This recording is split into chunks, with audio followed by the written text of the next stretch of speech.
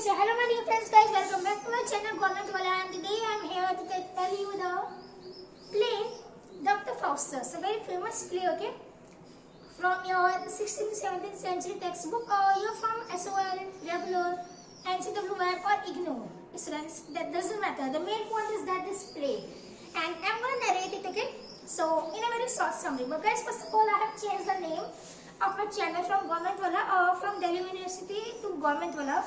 Guys, due to this, because I'm going to converting it into 2 parts, and for you guys, I'll make a private playlist, okay, public, different playlist, okay.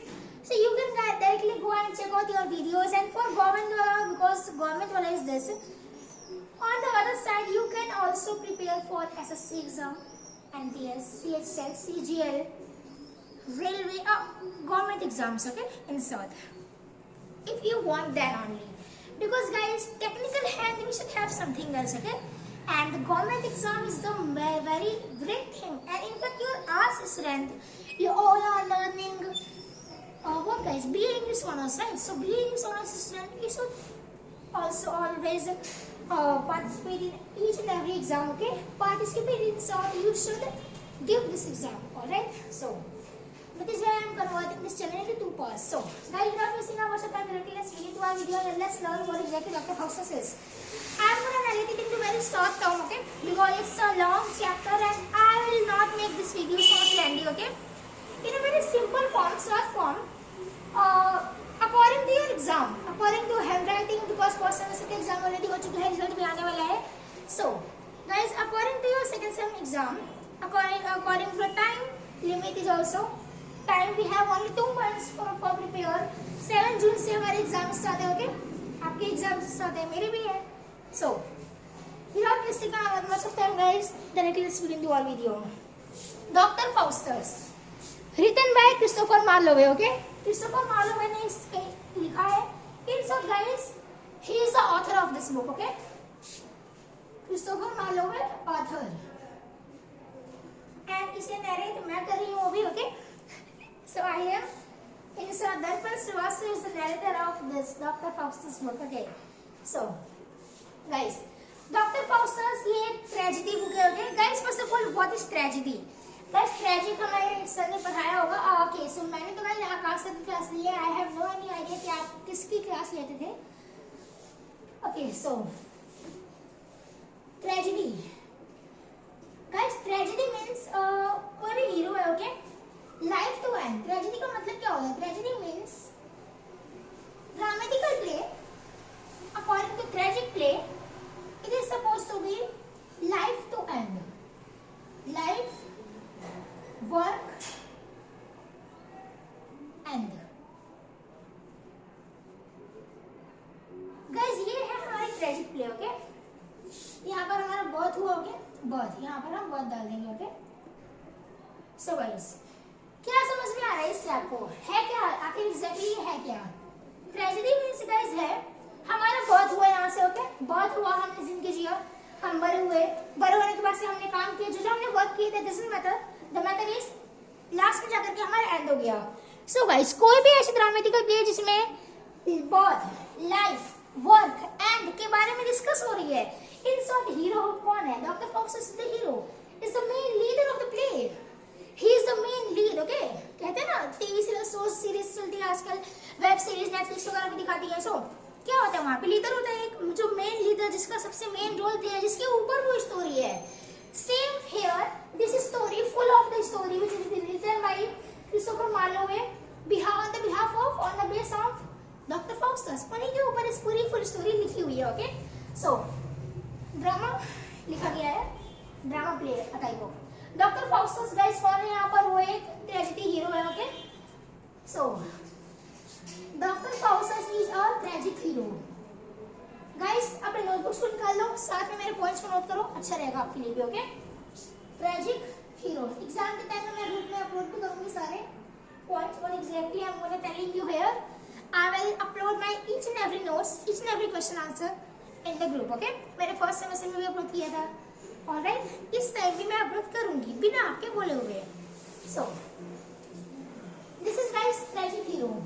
कौन है हमारे? Doctor फाउस्टस है, के ऊपर हम बातें करेंगे। ओके, इनके जन्म के बारे में, इनकी जन्म कैसे हुआ, फिर इनकी लाइफ में इन्होंने आगे क्या क्या किया, कौन कौन से काम किए, नेगेटिविटी हुई, पॉजिटिविटी हुई, that doesn't matter. The matter is आखिरी में जाकर के उनकी एंड हो गई, द स्टोरी कभी दी एंड हो गया। क्योंकि जब हीरो ही नहीं रहा तो स्टोरी आगे कैसे बनेगी। ओके, इस तरह का जो ड्रामा है इसका दी एंड हो गया, बस ड्रामा खत्म।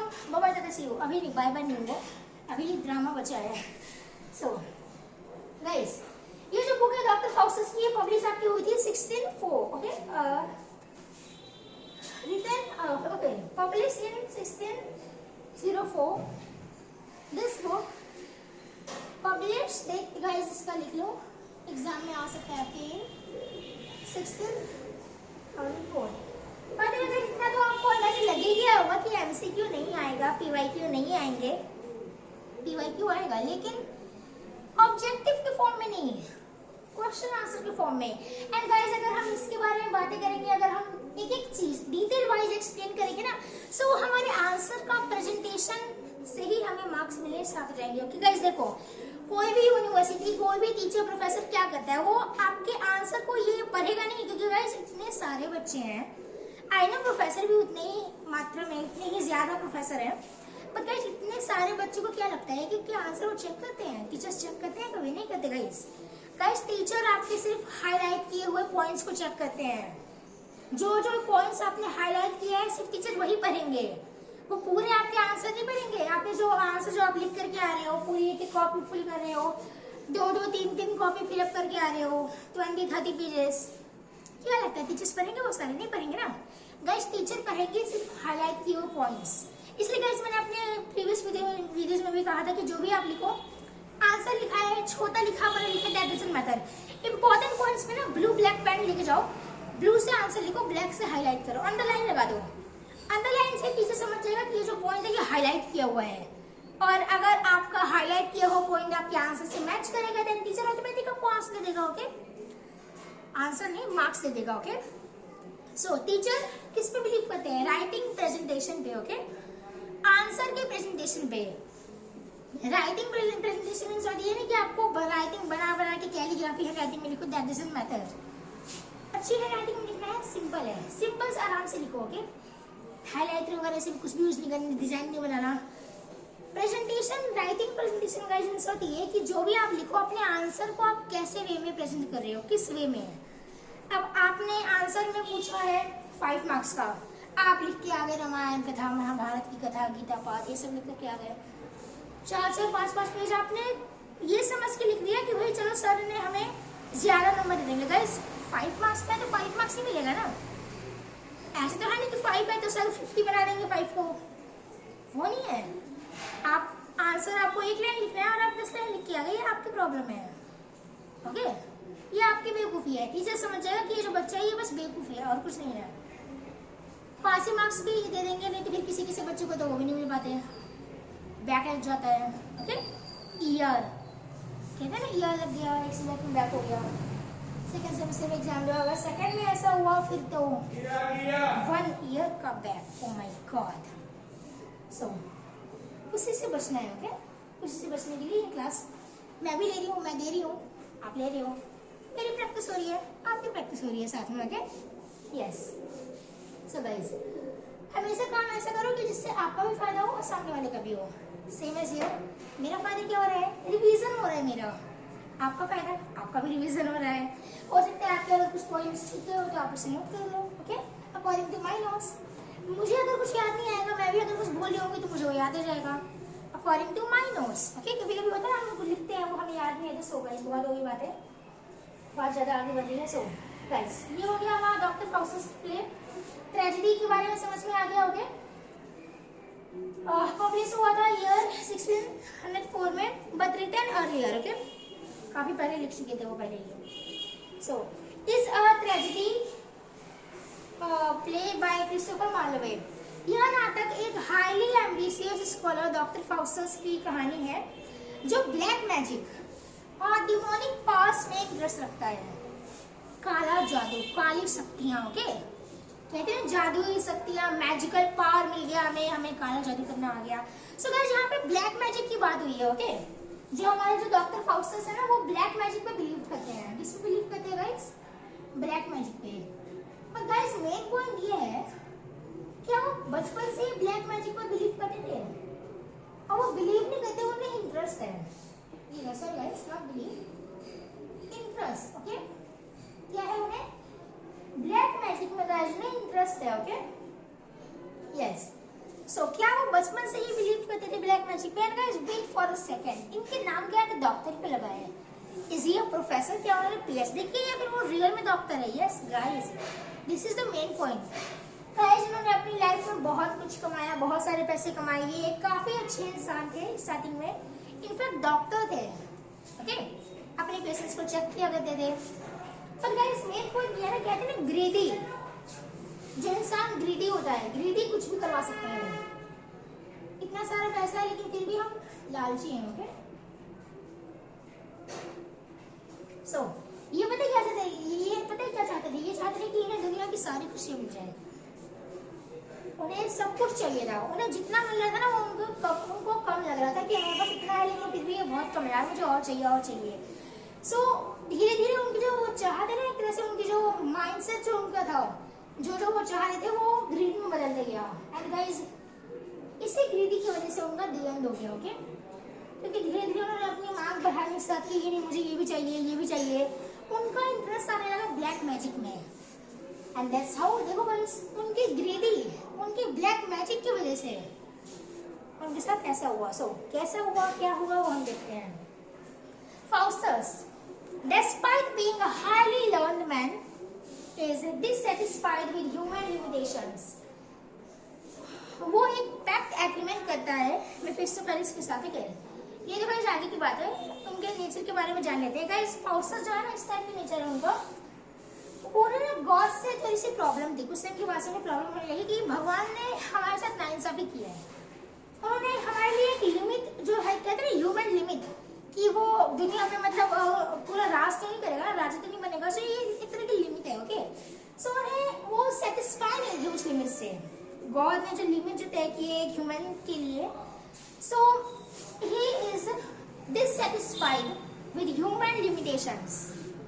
ही इज नॉट सेटिस्फाइड नहीं थे वो उनसे, इसलिए वो चाहते थे कि वो कुछ अलग करें, समथिंग लाइक डिफरेंट। वो उस लिमिटेशंस को ना तोड़ना चाहते थे। ओके, गॉड के खिलाफ चलना चाहते थे, एक तरह से अगेंस्ट तो नहीं कहेंगे लेकिन फिर भी गॉड के खिलाफ ही काम किया ना उन्होंने। सो वो एक पैक्ट एग्रीमेंट करता है। ओके, क्या करता है गाइस? Pact agreement. जरूरत नहीं है, सिंपल एग्रीमेंट है। डॉक्टर फाउस्टस जी करते क्या है? एक एग्रीमेंट करते हैं। अब गाइस एग्रीमेंट इनसे आप बोले तो वो डील करते हैं। ओके, एग्रीमेंट साइन किया उन्होंने, डील की। एक डील किसके साथ की वो देखो गाइस। गाइस यही से इनकी कहानी शुरू होती है। उन्होंने डील की भी तो किसके साथ की? एक शैतानी आत्मा से डील की। ओके, सो भैया वो एक पैक्ट एग्रीमेंट करते हैं मेफिस्टोफेलिस के साथ, एक devil.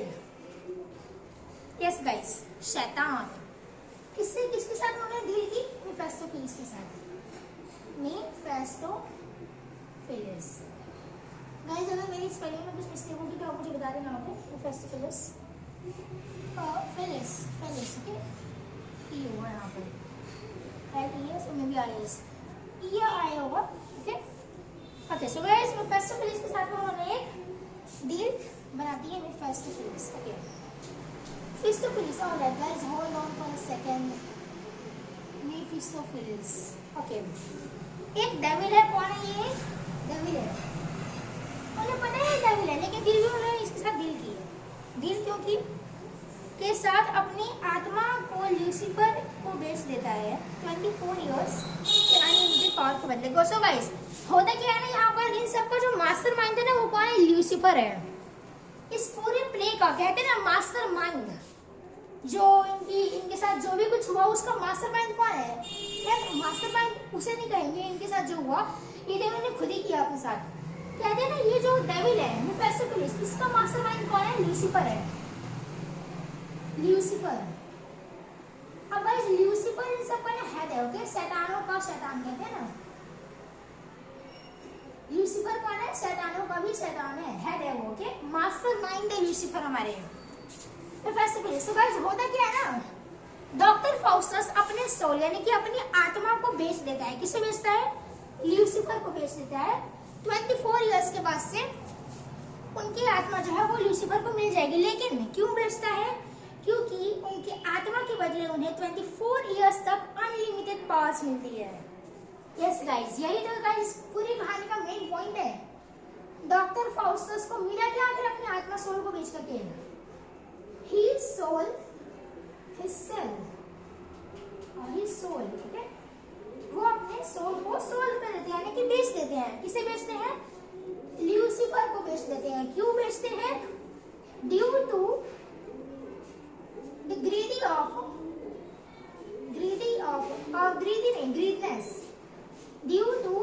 greediness of 24 years unlimited powers. Yes guys, ने 24 इयर्स तक अनलिमिटेड पावर्स उन्हें मिली। कोई लिमिट नहीं है, आपके पास अनलिमिटेड पावर है। आपको जो करना है वो करो, उनकी पूरी छूट मिल जाती है 24 इयर्स के लिए। और इसी 24 इयर्स के लिए वो ये डील करते हैं। उन्हें पता है कि 24 इयर्स के बाद से इनकी डेथ हो जाएगी। क्यों? क्योंकि ये अपनी आत्मा को बेच देंगे। किसे बेचेंगे? 24 इयर्स के बाद से इनकी आत्मा ऑटोमेटिक ल्यूसीफर के पास मिल जाएगी। क्योंकि इन्होंने तो पहले ही बेच दिया है। अब उन्होंने ल्यूसीफर ने पहले ही कहा था, देखो भाई ना तेरा ना मेरा, तूने सिंबल से मुझसे डील की है, तूने इस एग्रीमेंट को साइन किया, अच्छी बात है आपने इस एग्रीमेंट को साइन किया, बट एक बार जो इस एग्रीमेंट पे आपने साइन कर दिया दोबारा वो साइन बदलेगा नहीं। इसलिए जब भी करना है तो सोच समझ के करना है, क्योंकि दोबारा अगर आप चाहोगे बैकआउट करना उससे, हाँ बैकआउट तो इम्पॉसिबल है। बैकआउट अगर आप करोगे तो फिर एक तो आपको नर्क में जाना ही है, नर्क में जगह मिलेगी, ओके। हेवन का तो रास्ता ही कटोगे आप। यहाँ पर आपको ये जो इन्होंने जो जगह बनाया ना डॉक्टर फाउस्टस, कहाँ जाएंगे? ये हेल में जाएंगे ना ऑब्वियसली। गॉड के खिलाफ जा करके, डेविल से रिश्ता बना करके, कनेक्शन करके वो हेल में ही जाएंगे। हेवन में तो उनको जाना पॉसिबल ही नहीं है। सो गाइस दैट्स हाउ उन्होंने पहले ही लूसीफर ने बता दिया था कि अगर तुमने अभी तुरंत बैकआउट किया तो तुम्हारी डेथ उसी टाइम हो जाएगी, ओके। और फिर तुम नर्क में ही पूरे टाइम रहोगे। नर्क में फिर तुम्हें तुमसे बहुत सारे काम करवाएंगे, ये करवाएंगे वो करवाएंगे, ओके। सो उन्होंने पूरा बता दिया कि नर्क में भी तुम्हें शांति नहीं मिल पाएगी, क्योंकि इस 24 इयर्स के बाद अगर तुम जाओगे भी नर्क में तो उस टाइम तुम नर्क में मतलब तुम्हें घर वगैरह मिल जाएगा अच्छा खासा, एक तरह से खुशी खुशी रहोगे। उन्होंने ऐसा कहा, ड्रामेटिक प्ले है ना, रियल लाइफ तो है नहीं, लेकिन रियल लाइफ बेस्ड प्ले है। सो ऐसा गाइस इनके बीच में हुआ। उसके बाद से गाइस कनेक्शन गाइस कैसे बना? फिर उन्होंने काफी सोचा डॉक्टर फाउस्टस ने, आगे इनकी और कहानी बनी है, ओके। इनिशियली फाउस्टस अपनी न्यू मैजिक पावर्स का आनंद लेता है, ओके। सो गाइस फाउस्टस फिर सोच में पड़ गए, क्योंकि उन्हें अपने नाम से भी पता है बल्कि बहुत प्यार था, क्योंकि उन्हें पता था कि वो एक डॉक्टर है, पहली बात तो, ओके। सो कमिटमेंट उन्होंने किया एक डेविल से। फाउस्टस ने किससे कमिटमेंट किया? डेविल से। डेविल से कमिटमेंट करने के बाद से अपने सोल को उन्होंने बेचने का कमिटमेंट कर लिया, ऑलराइट। सो गाइस उसके बाद गाइस मेन पॉइंट में ये हुआ कि स्टार्टिंग में ही उन्होंने वो इतने खुश नहीं हो गए थे। स्टार्टिंग में अभी बहुत सी सोच रही, क्योंकि जब टाइम आया ना कमिटमेंट का, तो उस टाइम वो सोच में बिल्कुल पड़ गए। वो एक तरह से ना असमंजस में, डिलेमा में थे, ओके। कह रहे हैं डिलेमा में पता मुझे क्या करना चाहिए, मैं क्या करूं क्या ना करूं। कुछ ऐसे ही कंडीशन उनके साथ भी थी। बहुत सारी एंजल्स है, उन्होंने कहा फाउस्टस से कि मत करो साइन मत करो, लेकिन एक तरह से पता है इनका 50-50 हो गया था। 50% आगे 50% पीछे, 50% इनका हो गया था, ओके। वो सोच ही नहीं पाए थे क्या क्यों उन्हें करना क्या है। कभी आए नहीं कि भगवान पे भरोसा रखो, अगर मैं भगवान पे भरोसा रखूंगा तो फिर मैं जिंदगी भर जैसे हूँ वैसे ही रहूंगा, आगे क्या ही होगा, कुछ भी नहीं होगा। लेकिन अगर मैं भगवान को ना चूज करके डेविल का साथ दूंगा तो फिर मुझे अनलिमिटेड पावर मिल जाएगी, लेकिन उसकी आत्मा भी तो फिर बुझ जाएगी ना लूसीफर के हाथों। That's how, okay. सो ये स्टोरी होती है। उसके बाद से इसे हम नाम देंगे कमिटमेंट ऑफ डेविल का, ओके। और सिर्फ डेविल का कमिटमेंट और एग्रीमेंट टू डेविल, मैं यहाँ कहीं लिख देती हूँ, okay. Commitment public agreement with devil,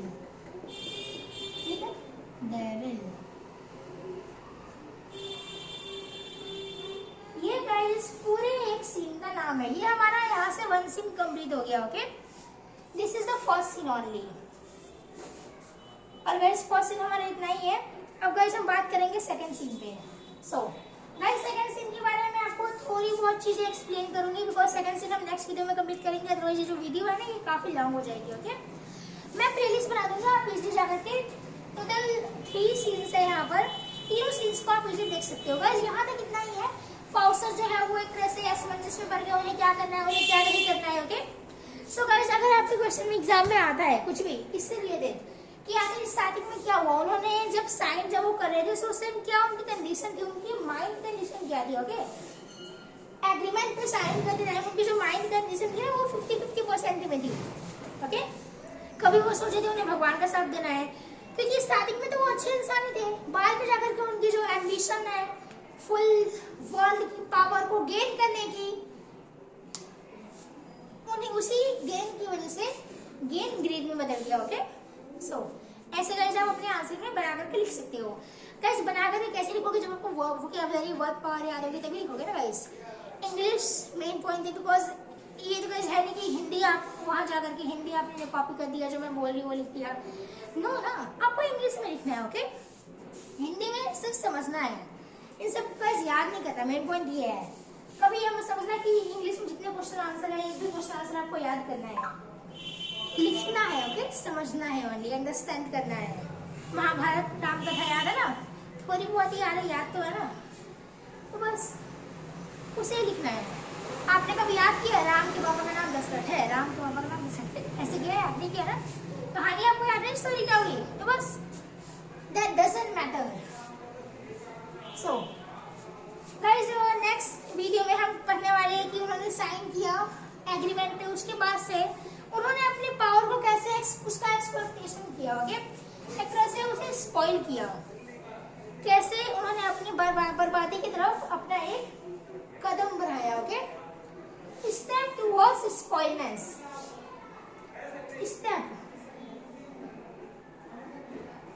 step towards his spoilness. उन्होंने अपनी बर्बादी की तरफ अपना एक स्टेप बढ़ाया। ओके, वो एक और सीढ़ी ऊपर चले गए। ओके, यहाँ तक तो गाइस हमारे कमिटमेंट का था सीन नंबर 1, यहाँ पर वो आगे सीन नंबर 2 पे। ओके, अब गाइस हम देखते हैं कि इसके आगे क्या होता है नेक्स्ट वीडियो में। तब तक के लिए बने रहिए मेरे साथ। Keep coming, keep learning and keep exploring guys. Bye, take care of you. और by the way, if you want to learn English, अगर आपको इंग्लिश सीखना है, बिकॉज गाइस इसके लिए मेन पॉइंट है वोकैबुलरी। मैं इसी के नॉट अटैचमेंट बट एक और चैनल है मेरा different, skills of development personality by Darpan ma'am के नाम से। You can go direct search in YouTube, you will find my channel. Okay, आपको मेरा चैनल डायरेक्टली मिल जाएगा। वहाँ पर गाइस मैंने बहुत सारे एमसीक्यू की MCQ, antonym, सिनोनियम and words, vocabulary, उसकी मैंने बात की है। ट्रांसलेशंस कैसे बनाना है, कैसे लिखना है। सो दीज ऑल आगे कितने गाइस हम नेक्स्ट वीडियो में कंप्लीट करेंगे। That's all, take care, bye. I will send my all notes in the group.